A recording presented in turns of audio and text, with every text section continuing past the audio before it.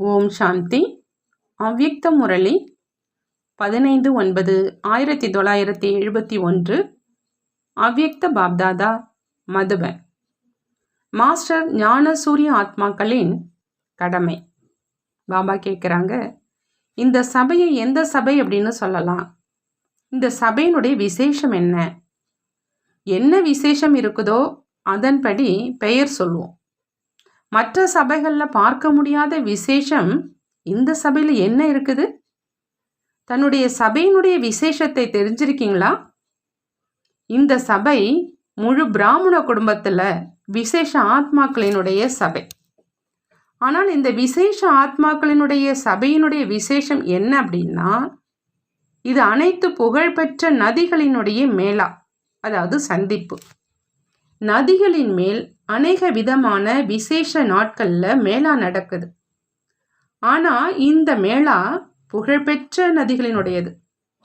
ஞான கடலிலிருந்து உருவான பதித்த பாவனை நதிகளினுடைய சந்திப்பாகும். தன்னை பதித்த பாவனை அப்படின்னு நினைக்கிறீங்களா? ஒருவேளை பதித்த பாவனையாக இருக்கிறீங்க அப்படின்னா, பதித்த பாவனையாக யார் ஆக முடியும் அப்படிங்கிற அந்த முக்கியமான விஷயத்தை தெரிஞ்சிருக்கீங்களா? பதித்த பாவனை ஆவதற்காக எப்படிப்பட்ட தூய்மை இல்லாதவர்களும் தூய்மையாகிற அளவிற்கு முக்கியமான எந்த விஷயத்தில் நினைவில் வச்சுக்கணும்? எந்த ஒரு தூய்மை இல்லாத ஆத்மாவினுடைய எண்ணம் கூட உள்ளடங்கி போயிடணும். இதற்காக எப்பொழுதும் நான் அனைத்து ஆத்மாக்களின் தூய்மையில்லாத எண்ணங்கள், உள் உணர்வுகள் மற்றும் பார்வையை பஸ்பமாக்கும் மாஸ்டர் ஞான சூரியன் என்பதுதான் எப்பொழுதும் புத்தியில் இருக்கணும். இதுதான் முக்கியமான விஷயம். ஒருவேளை மாஸ்டர் ஞான சூரியனாக ஆகி எந்த ஒரு தூய்மையில்லாத ஆத்மாக்களை பார்த்தீங்க அப்படின்னா, எப்படி சூரியன் தன்னுடைய கிரணங்களினால் குப்பை அசுத்தத்தினுடைய கிருமிகளை பஸ்வம் செஞ்சிடுது, அதே மாதிரி எந்த ஒரு தூய்மையில்லாத ஆத்மாவினுடைய தூய்மையற்ற எண்ணம் கூட பதித்த பாவனை ஆத்மாவின் மேல் முற்றுகை செய்ய முடியாது. தூய்மையில்லாத ஆத்மாக்கள் பதித்த பாவனைகளாகிய உங்கள் மேல் இன்னும் பலியாகிடுவாங்க. ஒருவேளை ஏதாவது தூய்மையில்லாத ஆத்மாவுக்கு பதித்த பாவனையை பற்றியும் தூய்மையில்லாத எண்ணம் கூட உருவாகுது அப்படின்னா என்ன புரிஞ்சுக்கணும்? மைக் ஆகியிருக்கீங்க, மைட் ஹவுஸ் ஆகலை, அதாவது சக்தி நிறைந்தவராக ஆகலை. ஆகையினால எப்படி மைக்கினுடைய சப்தம் மிக இனிமையாகவும் இருக்குது, மேலும் மைக் அப்படின்னா சப்தம், அதாவது காதுக்கு இனிய ரசனையை பிராப்தி செய்விக்குது. ஆனால் மைட் ஹவுஸ் நிலை மனதனுடைய ரசனையை அனுபவம் செய்விக்குது. ஒருவேளை ஒரு தடவையாவது இந்திரியங்களினுடைய ரசனையை அனுபவம் செய்கிறாங்க அப்படின்னா, இந்த இந்திரியங்களுடைய ரசனை அல்ப காலத்தின் அநேக ரசனைகளினுடைய பக்கம் கவர்ந்து இழுத்துடுது. எந்த ஒரு தூய்மையில்லாத ஆத்மாவின் இந்திரியங்களின் எந்த ஒரு ரசனையும், அதாவது அழியக்கூடிய ரசனைகளின் பக்கம் கவர்ச்சி இருக்க வேண்டாம். வந்த உடனேயே ஆன்மீக அதீந்திரிய சுகம் மற்றும் மன ரசனையை அனுபவம் செய்யட்டும். இதற்காக முதல்ல பதித்த பாவனைகளுக்கு மன்மனா பவ என்ற நிலை இருக்கணும். ஒருவேளை தானே ஏதாவது தேக அபிமானம் மற்றும் தேகத்தினுடைய உலகின், அதாவது பழைய உலகத்தின் ஏதாவது ஒரு பொருளினுடைய ரசனையில் கொஞ்சமாவது மூழ்கி இருக்கிறீங்க அப்படின்னா, அது மற்றவங்களுக்கு மன ரசனையை எப்படி அனுபவம் செய்விக்க முடியும்? கலியுக ஸ்தூலமான பொருட்களின் மேல் இருக்கின்ற இந்த ரசனை மற்றும் மனதினுடைய ஈடுபாடு அகன்றுடுச்சு. ஆனால் இதுக்கு பிறகு எந்த நிலையை கடந்து செல்லணும் அப்படின்னு அதை தெரிஞ்சிருக்கீங்களா? இரும்பு சங்கிலிகளை, பெரிய பெரிய சங்கிலிகளையோ உடைச்சிட்டீங்க. ஆனால் மிக மெல்லிய நூல் அங்கங்கே பந்தனத்திலிருந்து விடுபட்டவராக ஆக விடுறது இல்லை. அந்த மெல்லிய நூல் எது? இந்த குரூப்பை பொறுத்தவரை இதை தெரிந்து கொள்வது பெரிய விஷயம் இல்லை. தெரிந்தும் இருக்கிறீங்க, விரும்பவும் செய்கிறீங்க. பின்பு மீதம் என்ன இருந்துருது? அனைத்தும் விட மெல்லியதிலும் மெல்லிய நூல் எது? அதன் மூலம் ஞானி ஆன பிறகு புது பந்தனம் தொடங்கிடுது. ஒவ்வொருவரும் சொன்னாங்க, இந்த அனைத்தையும் குறித்து வச்சுக்கிங்க. இந்த குறிப்பு உபயோகமாக இருக்கும். ஆனாலும் இன்னும் சில இருக்குது. இந்த குரூப்பில் கங்கை யமுனை ஒன்றாக ஆயிடுச்சு. இது விசேஷம் இல்லையா? சரஸ்வதியும் ரகசியமாக இருக்குது. கங்கை யார் மற்றும் யமுனை யார் என்ற இதற்கு கூட ஆழமான ரகசியம் இருக்கு. முதலிலோ இதை சொல்லுங்க, அனைத்தையும் விட மெல்லிய நூல் எது? பின்பு இதன் மூலம் கங்கை யார் யமுனை யார் என்று நீங்களாகவே புரிஞ்சுப்பீங்க. அனைத்தையும் விட மெல்லிய மற்றும் மிக அழகான நூல் எது அப்படின்னா, ஒரு வார்த்தையில சொல்றதுனால் நான் என்ற வார்த்தை தான். நான் என்ற வார்த்தை தேக அபிமானத்திலிருந்து விலக்கி எடுத்து செல்லக்கூடியது. மேலும் நான் என்ற வார்த்தை தான் ஆத்ம அபிமானி நிலையிலிருந்து தேக அபிமானத்தில் கொண்டு வருவதும் கூட. நான் உடலாவேன் என்ற இதிலிருந்து விலகி செல்வதற்கான பயிற்சியோ செஞ்சுக்கிட்டே இருக்கீங்க. ஆனால் இதே நான் என்ற வார்த்தை, நான் இன்னார், நான் அனைத்தையும் தெரிந்திருக்கிறேன், நான் எந்த விஷயத்தில் குறைந்தவன், நான் அனைத்தையும் செய்ய முடியும், நான் இவைகளை செய்கிறேன் மற்றும் செய்ய முடியும், நான் என்னவாக இருக்கிறேன், எப்படி இருக்கிறேன் என்ற இதை நான் தெரிந்திருக்கிறேன். நான் எப்படி சகித்து கொள்கிறேன், எப்படி பிரச்சனைகளை எதிர்கொள்கிறேன், எப்படி இறந்து நான் நடந்து கொண்டிருக்கிறேன், எப்படி தியாகம் செய்து நடந்து கொண்டிருக்கிறேன், நான் இதை தெரிந்திருக்கிறேன். அப்படி நான் என்பதனுடைய பட்டியல் இருக்கு இல்லையா, அது நேராக இருப்பதற்கு பதிலாக தலைகீழான ரூபத்தில் மெல்லிய அழகான நூலாக ஆயிடுது. இதுதான் அனைத்தையும் விட பெரிய மெல்லிய நூல். விலகி இருப்பவராக ஆவதற்கு பதிலாக, தந்தையின் அன்புக்குரியவராக ஆவதற்கு பதிலாக ஏதாவது ஒரு ஆத்மாவின் மற்றும் ஏதாவது பொருளின் அன்பானவராக ஆக்கிறது. மனதுக்கு பிரியமானவராகவோ, பேருக்கு பிரியமானவராகவோ, புகழுக்கு பிரியமானவராகவோ அல்லது ஏதாவது விசேஷ ஆத்மாக்களின் பிரியமானவராக ஆக்கிடுது. அப்படி இந்த நூலை துண்டிப்பதற்காக மற்றும் இந்த நூலின் பந்தனத்திலிருந்து விடுபடுவதற்காக என்ன செய்ய வேண்டியதாக இருக்கும்? மாற்றம் எப்படி ஏற்படும்? பொறுப்பு என்ற கிரீடம் அணிந்த குரூப்பை தான் அழைச்சிருக்கீங்க இல்லையா? பொறுப்பினுடைய லட்சியத்தை தாரணை செய்யக்கூடிய குரூப்பாகவும் இருக்கவே இருக்கீங்க. வேறு என்ன வேண்டும்? அகங்காரியாக, அதாவது அகங்காரமற்றவர்களாக இருக்கீங்களா? நிராகார நிலை உள்ளவர்களாக இருக்கீங்களா? ஒருவேளை நிராகார நிலையில நிலைத்திருந்து அகங்காரி ஆனீங்க அப்படின்னா விகாரியாக, அதாவது விகாரங்கள் அற்றவராக தானாகவே ஆகிடுவீங்க. அகங்காரியாக அவசியம் ஆகுறீங்க, ஆனால் நிராகாரமாகி அகங்காரியாக ஆவது இல்லை. யுக்திகளோடு தன்னை அற்ப காலத்துக்காக அகங்காரியாக ஆக்குறீங்க. ஆனால் நிரந்தர நிராகார நிலையில நிலைத்திருந்து சாக்காரத்துல வந்து இந்த காரியம் செய்து கொண்டிருக்கிறேன் அப்படிங்கிற இந்த நினைவு மற்றும் பயிற்சி இயற்கையானதாக மற்றும் இயல்பானதாக ஆகிறதனுடைய காரணத்தினால நிரந்தர அகங்காரி நிலையில நிலைச்சிருக்க முடியல. எப்படி ஒருவர் ஒரு இடத்துலேருந்து வரார், இன்னொருவர் இன்னொரு இடத்துலேருந்து வரார்.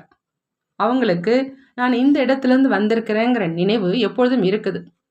அதே மாதிரி நான் நிராகாரத்தில் இருந்து சாக்காரத்தில் வந்து இந்த காரியம் செஞ்சிட்ருக்கிறேன் அப்படிங்கிற இந்த நினைவு எப்பொழுதுமே இருக்கணும். இடையிடையே ஒவ்வொரு காரியத்தையும் செஞ்சுக்கிட்டே இந்த நிலையினுடைய பயிற்சியை செஞ்சுக்கிட்டே இருந்தீங்க அப்படின்னா நிராகாரமாகி சாக்காரத்தில் வர்றதுனால அகங்காரி மற்றும் விகாரி அவசியம் ஆயிடுவீங்க. பயிற்சியை குறைந்த காலத்திற்காக செய்யவும் செய்கிறீங்க. ஆனால் இப்பொழுது இதையே நிரந்தரமாக இந்த டிரான்ஸ்ஃபர் செய்யுங்க. வைராக்கிய உடையவராகவும் ஆகியிருக்கீங்க. வைராக்கிய உள்ளுணர்வு இருக்குது. ஆனால் சதா காலத்திற்காகவும் மற்றும் எல்லைக்கு அப்பாற்பட்ட வைராக்கிய உடையவராகவும் ஆகுங்க. இல்லை அப்படின்னா ஏதாவது ஒரு எல்லைக்குட்பட்ட பொருள் வைராக்கிய உள்ளுணர்வை அகற்றுவதற்கு காரணமாக ஆயிடுது. யோக சொரூபமானவராகவும் இருக்கீங்க. ஆனால் யோக சொரூபத்தின் அடையாளத்தை நடைமுறை காரியத்தில் காண்பீங்க. உங்களுடைய ஒவ்வொரு காரியம், ஒவ்வொரு வார்த்தை எந்த ஒரு ஆத்மாவையும் போகியிலிருந்து, அதாவது எல்லைக்குட்பட்ட தேகம் மற்றும் தேக சம்பந்தப்பட்ட ரசனையை அனுபவிக்கிறாங்க யோகியாக ஆக்கிவிடட்டும். ஒவ்வொரு எண்ணம், ஒவ்வொரு காரியம் யுக்தியாக, அப்படின்னா சூழ்நிலைக்கு ஏற்றபடி சரியாக செய்கிறது. மற்றும் ராசயுக்த் மற்றும் ரகசிய யுக்த், அதாவது ரகசியம் தெரிந்து செய்வதாக இருக்கட்டும். இதைத்தான் நடைமுறை யோக சொரூபம் அப்படின்னு சொல்றது. தன்னுடைய எண்ணம் மற்றும் வார்த்தையில, காரியத்துல ஒருவேளை இந்த 3 விஷயங்கள் இல்லை அப்படின்னா அதை வீணானவை. ஒருவேளை ராஜயுக்தி இல்லை அப்படின்னா என்ன ஆகும்? வீணானது. இப்பொழுது நடைமுறையில் யோகியாக இல்லை, ஆனால் பயிற்சி செய்யக்கூடிய யோகியாக இருக்கிறேன் அப்படின்னு புரிஞ்சுக்கணும். மேலும் இப்பொழுது இந்த விஷயத்தின் மேல் கவனத்தின் தேவை இருக்குது. பின்பு எந்த ஒரு பிரச்சனை அல்லது தடை மற்றும் சூழ்நிலை உங்கள் மேல் முற்றுகையிடவே முடியாது. நடைமுறையில் யோக ஸ்வரூப், ஞானம் நிறைந்த, அன்பு நிறைந்த தெய்வீக ஆன்மீக மூர்த்தி மூலமாக உலகின் எதிரே ஒரு நிரூபணமாக ஆகிவிடுறீங்க. யார் உலகத்தின் எதிரில் ஞானம் மற்றும் யோகத்தின் நிரூபணம் ஆகிறாங்களோ அவங்க தான் மாயாவினுடைய தாக்குதலிலிருந்து பாதிக்கப்படாதவராக ஆகிறாங்க. ஆகினால மாயாவினுடைய ப்ரூஃப் ஆவதற்காக தன்னை நான் ஞானம் மற்றும் யோகத்தின் ப்ரூஃப், அதாவது நிரூபணம் ஆவேன் அப்படின்னு புரிஞ்சுக்கணும்.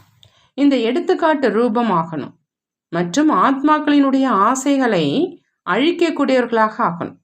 எப்பொழுதும் ஒவ்வொரு எண்ணம் மற்றும் ஒவ்வொரு அடியிலும் தந்தையினுடைய ஆணைப்படி நடக்கக்கூடியவங்க அந்நிய ஆத்மாக்களுடைய ஆசைகளை முடிவு செய்ய முடியும்.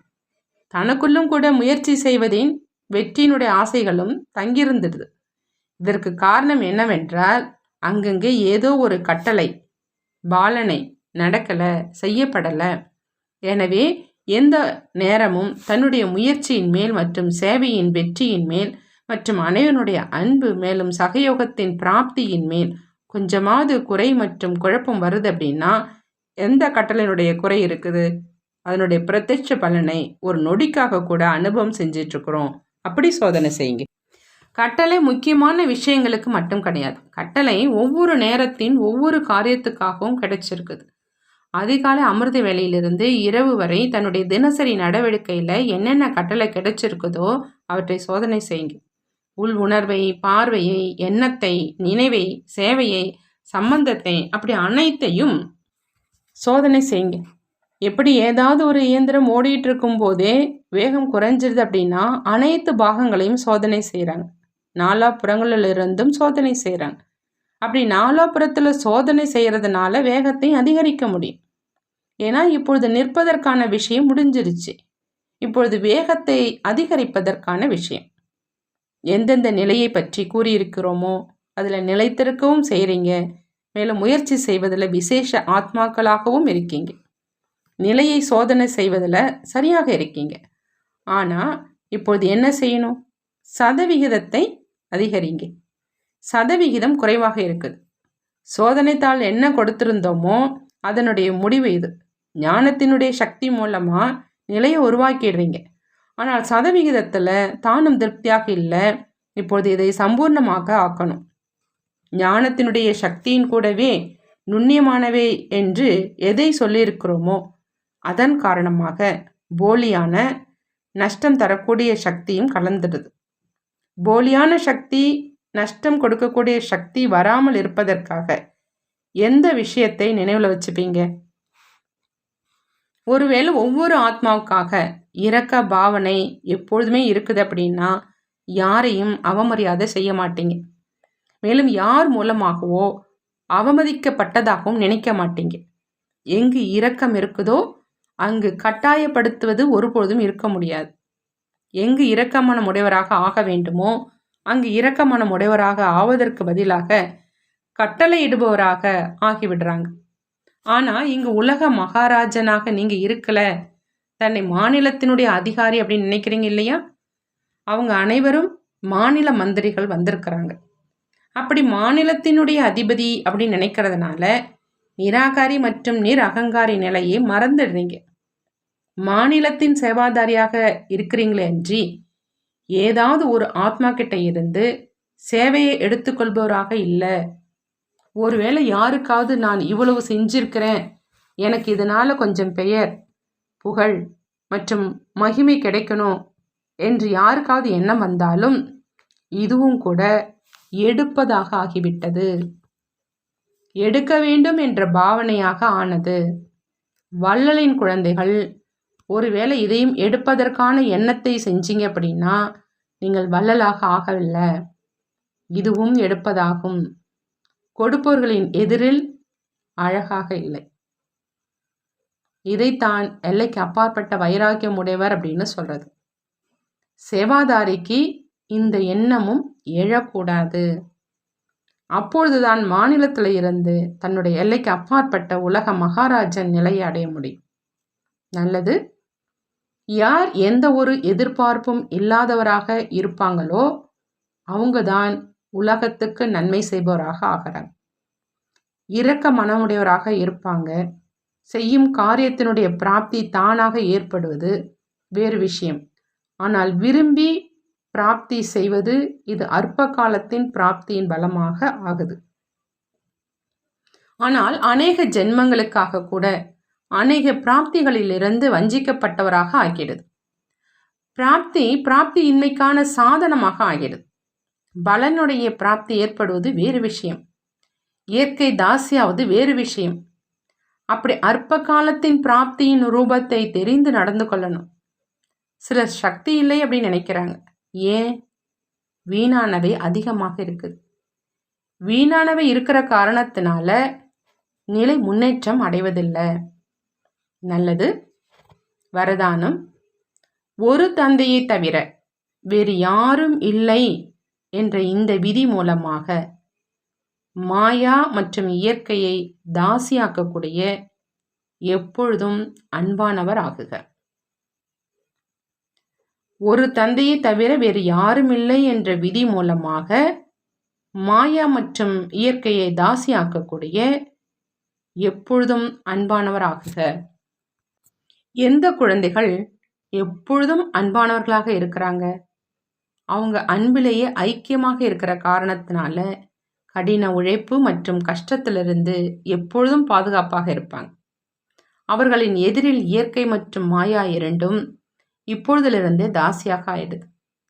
அதாவது எப்பொழுதும் அன்பான ஆத்மா அதிபதியாக ஆயிடுது என்றால் இயற்கை மற்றும் மாயாவுக்கு அன்பானவர்களுடைய நேரம் மற்றும் எண்ணத்தை தன் பக்கம் இழுப்பதற்கு ஒருபொழுதும் தைரியம் இருப்பதில்லை.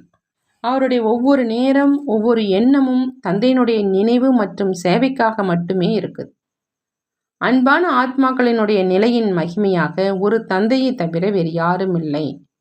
தந்தைதான் உலகம் அப்படின்னு பாடப்படுது. அவங்க எண்ணத்தினால கூட அடிமையாக முடியாது. ஸ்லோகன். ஞானம் நிறைந்தவராக ஆனீங்க என்றால் பிரச்சனைகளும் கூட பொழுதுபோக்குக்கான காட்சிகளாக அனுபவமாகும். ஞானம் நிறைந்தவராக ஆனீங்க என்றால் பிரச்சனைகள் கூட பொழுதுபோக்குக்கான காட்சிகளாக அனுபவமாகும். நல்லது. ஓம் சாந்தி. நன்றி பாபா. நன்றி.